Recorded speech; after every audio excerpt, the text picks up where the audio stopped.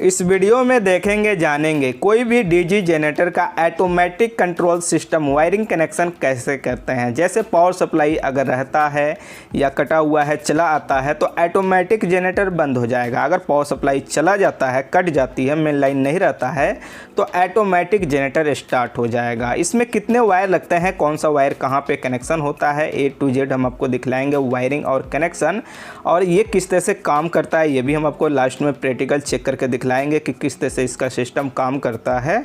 अगर आप ये जानना चाहते हैं कोई भी डीजी ऑटोमेटिक कंट्रोल सिस्टम का वायरिंग कनेक्शन कैसे करें, जब पावर सप्लाई रहे तो ऑटोमेटिक जनरेटर बंद हो जाए, जब पावर सप्लाई नहीं रहे तो ऑटोमेटिक जनरेटर स्टार्ट हो जाए, तो आप इस वीडियो को शुरू से लेकर लास्ट तक गौर से देखिए, सुनिए, समझिए। उसके बाद आपके मन में किसी भी तरह का डाउट है, सवाल है, सुझाव है तो नीचे कमेंट बॉक्स में ज़रूर लिखिए।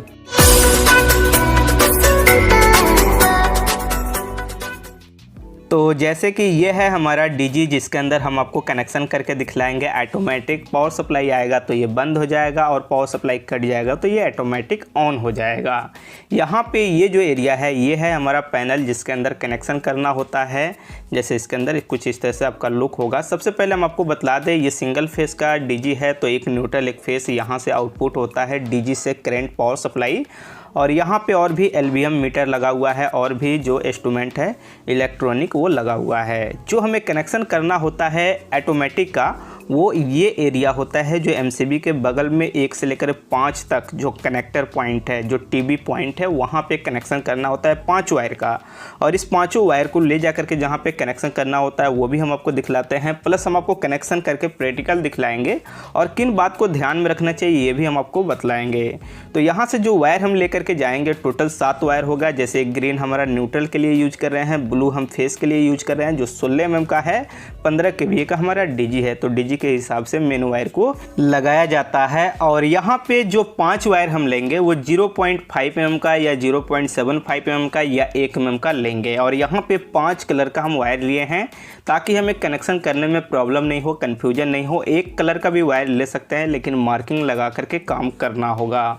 और ये जो वायर है इसका कनेक्शन डीजी से कहाँ पे होगा वो भी चलिए हम आपको दिखलाते हैं। ये होता है एक पैनल में, जो एक छोटा सा पैनल होता है डीजी से, ये हमारा पैनल है जिसे एलवीएम पैनल भी कहा जाता है। इसके अंदर सिर्फ एलवीएम मीटर लगा है इसलिए एलवीएम पैनल कहा जाता है, या बहुत सी जगह पे ये भी कहा जाता है DG automatic on off control panel. इसके अंदर कंडक्टर लगा हुआ रहता है और ये पैनल भी जो है डीजी के कैपेसिटी के हिसाब से होता है, क्योंकि इसके अंदर जो कंडक्टर लगता है वो कितने केवीए का आपका लोड है उसके हिसाब से लगता है। यहाँ पे टू लोड का मतलब आउटपुट होता है, मेन इनकमिंग का मतलब मेन लाइन, डीजी इनकमिंग का मतलब डीजी से जो हमारा वायर आएगा 2 फेस न्यूट्रल वो रहेगा। उसके बाद यहाँ पे जो 5 वायर हमें लेके आना है यहाँ पे कनेक्शन करना है, लेकिन इसमें भी चेंज होता है। कौन सा वायर कहाँ पे होगा इसको भी हम आपको प्रॉपर तरह से बतलाएंगे यहाँ पे।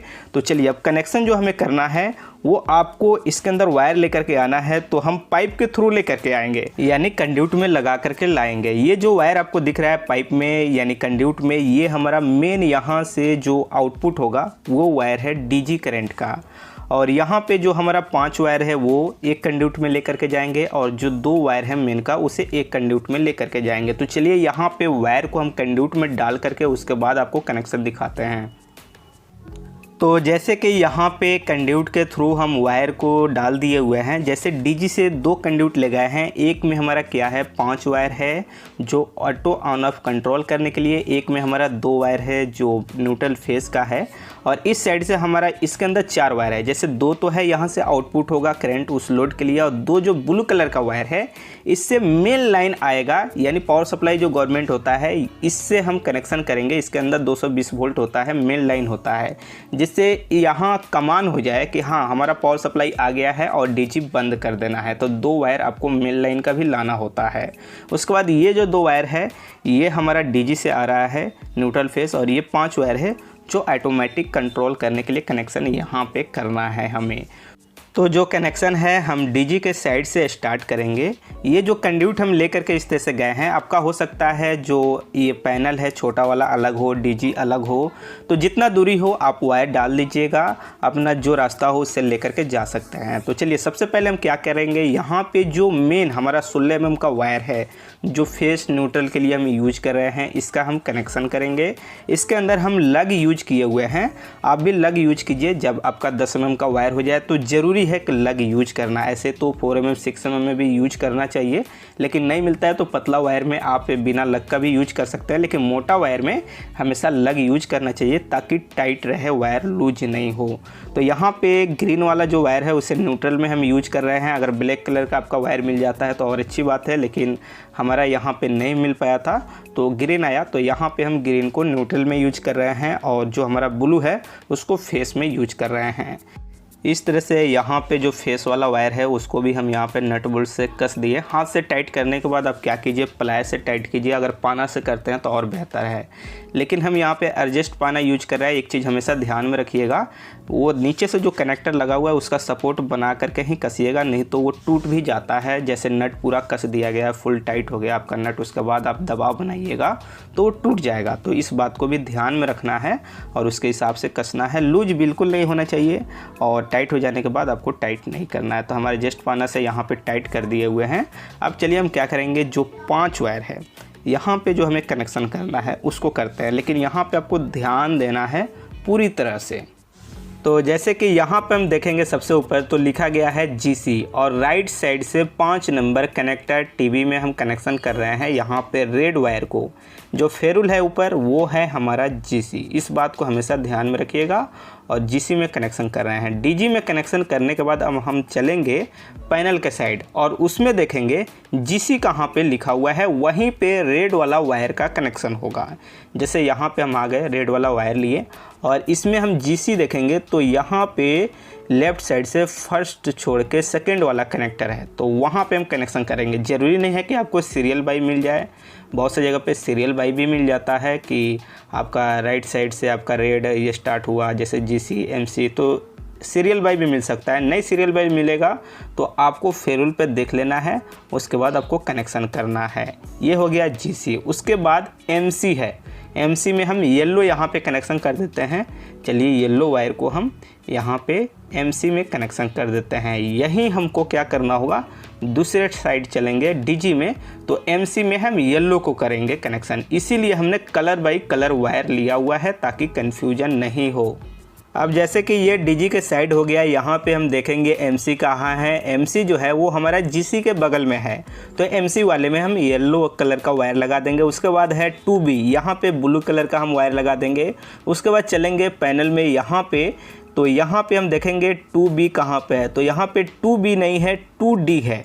ये भी हो सकता है बहुत सारा DG में आपको कि 2D मिले लिखा हुआ, तो 2D 2D मिल जाएगा या 2B 2B मिल जाएगा या तो 2D 2B मिलेगा, तो इस तरह से आपको मिला देना है। उसके बाद हम यहाँ पे ब्लैक कलर का वायर ले रहे हैं और इसका कनेक्शन हम कर रहे हैं यहाँ पे 1 में, यानी 1 नंबर जो फेरुल पे लिखा गया है 1। उसी तरह से DG के साइड ब्लैक कलर का वायर 1 नंबर में हम लगा देंगे। उसके बाद बच रहा है हमारा H1, यहाँ पे जो ग्रीन कलर का हमारा वायर है उसको H1 में यहाँ पे कनेक्शन हम कर देंगे।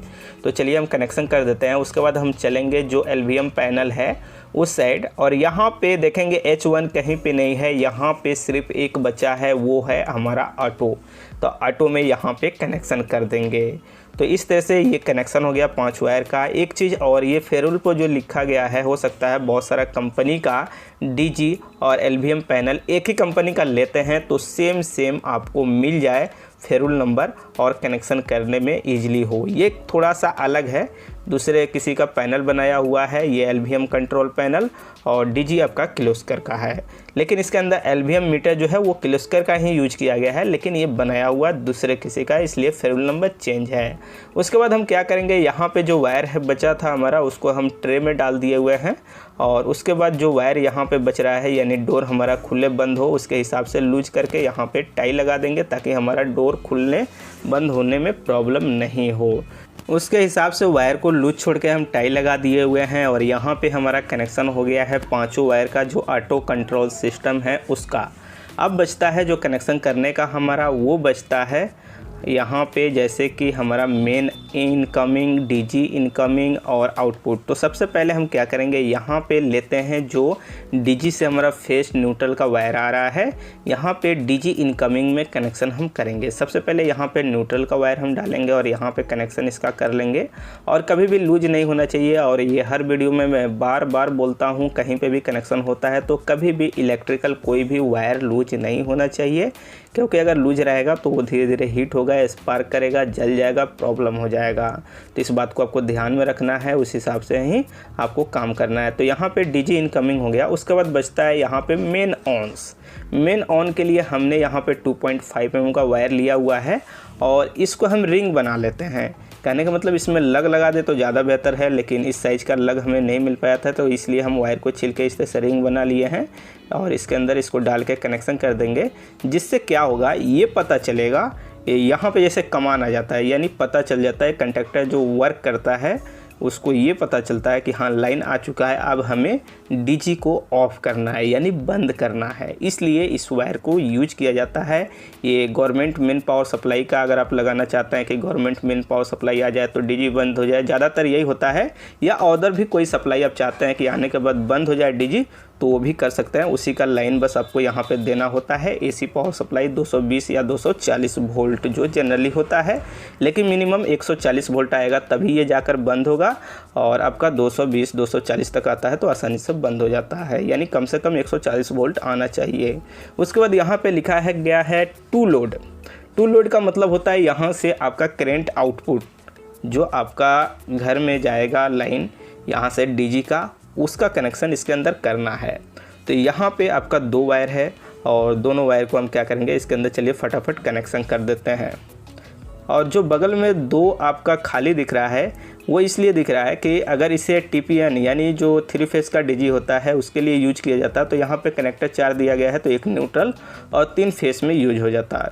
तो यहाँ पे सिंगल फेस का है इसलिए 2 स्पेयर है, खाली है, और 2 ही यूज हो रहा है, एक न्यूट्रल एक फेस के लिए।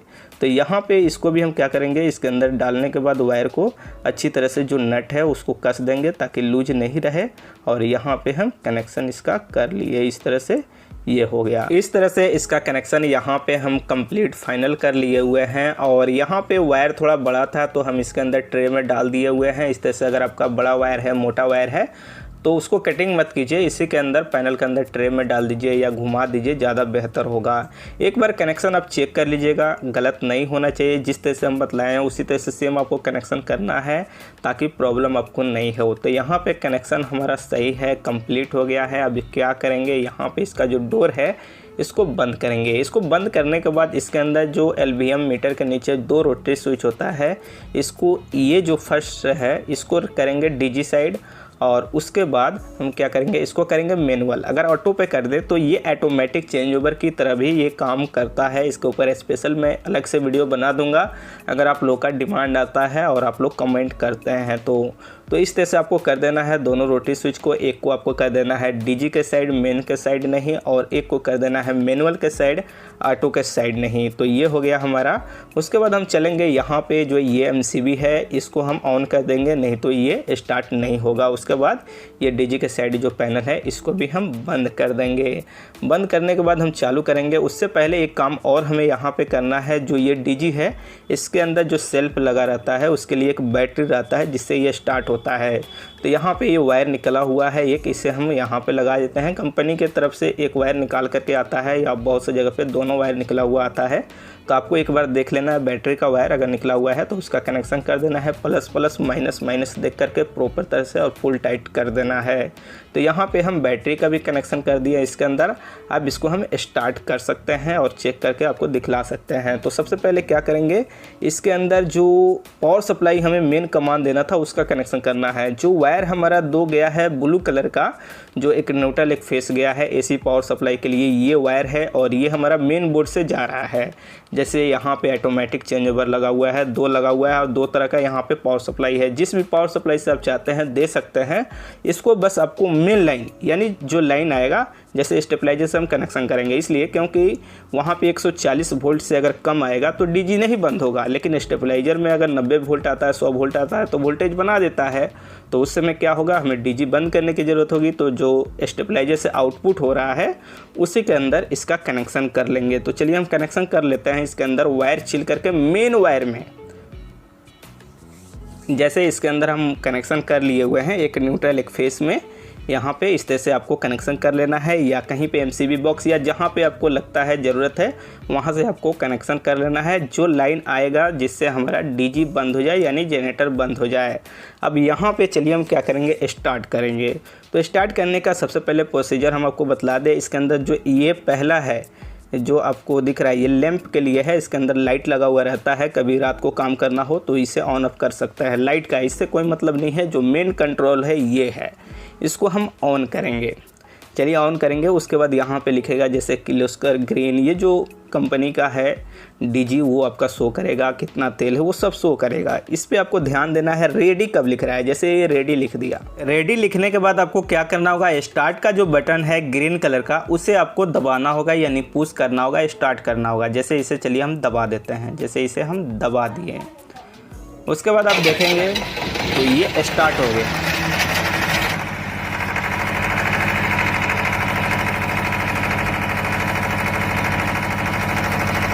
अगर इसे ऑफ करना है तो जो स्टॉप का बटन है जो रेड कलर का है, स्टॉप लिखा हुआ है, उस पर हम दबाएंगे इसे 2 बार।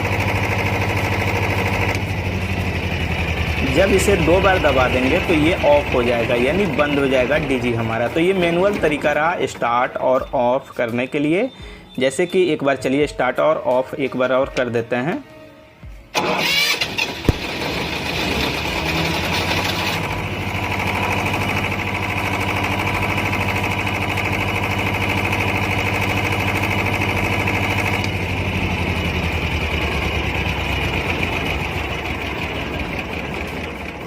अब चलिए हम आपको बतलाते हैं ऑटोमेटिक इसको कैसे करें। सबसे पहले जो कंट्रोल स्विच है इसे ऑफ करेंगे और उसके बाद इसको ऑन करेंगे।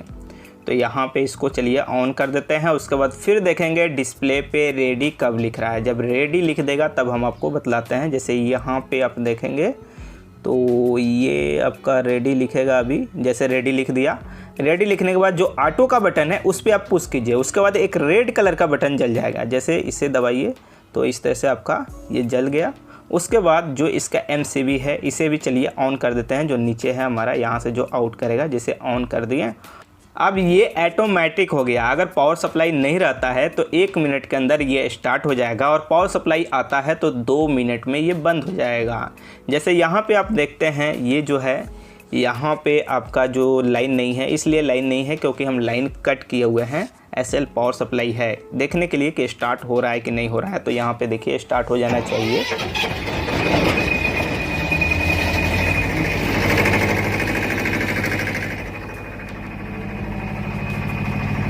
तो यहाँ पे हमारा डीजी स्टार्ट है। अब इसे ऑफ करने के लिए हम क्या करेंगे, जो मेन बोर्ड से फ्यूज निकाले हैं उसको हम लगाएंगे। तो सबसे पहले चलेंगे मेन बोर्ड के पास। जैसे यहाँ पे इंडिकेटर सिर्फ डीजी का ऑन है, मेन का ऑन नहीं है। जैसे ये हमारा डीजी है और यहाँ पे किट कट फ्यूज हम निकाल लिए हुए हैं। तो इस किट कट जब फ्यूज को लगा देंगे तो उसके अंदर पावर सप्लाई चला जाएगा। जब पावर सप्लाई चल जाएगा तो वो बंद हो जाएगा। तो चलिए सबसे पहले क्या करेंगे, यहाँ पे जो किट कट फ्यूज है वो हम लगा देते हैं। उसके बाद इसके अंदर स्टेबलाइजर लगा हुआ है, तो 2-4 सेकंड में स्टेबलाइजर भी आउट कर देगा। जैसे इसे लगा दिए तो जब आउट करेगा तो जो ऑटोमेटिक चेंजर है उसका इंडिकेटर जैसे ये ऑन हो गया। अब यहाँ पे डीजी आपका बंद हो जाएगा 2 मिनट के अंदर, इसलिए क्योंकि जो लाइट है फ्लैक्चुएट करता है, कभी आता है कभी जाता है 1-1 मिनट में, इसलिए 2 मिनट में आपका बंद हो जाएगा। तो इसको देखते हैं बंद होता है कि नहीं।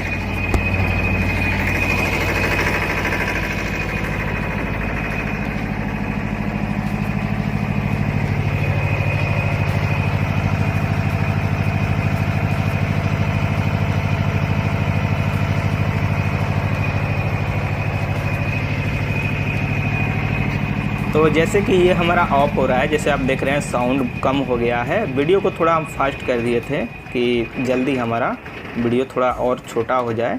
तो यहाँ पे ये ऑफ हो गया। तो ये हो गया ऑटोमेटिक वर्क। अगर आपका पावर सप्लाई आता है तो ये बंद हो जाएगा, कट जाता है तो ये चालू हो जाएगा। जब ऑटोमेटिक पे इसे सेट कर दीजिएगा तो ऑटोमेटिक बटन के ऊपर एक इंडिकेटर रहता है, वो आपका जल जाएगा। स्टॉप का उस समय जलता है जब आपका बंद हो जाता है। तो यहाँ पे चलिए हम कंट्रोल स्विच को ऑफ़ कर देते हैं। उसके बाद जो इसका मेन MCB है उसे भी ऑफ़ कर देते हैं। अगर इतना ऑफ़ करते हैं, अगर DG चलता भी है तो करंट आउट नहीं करेगा।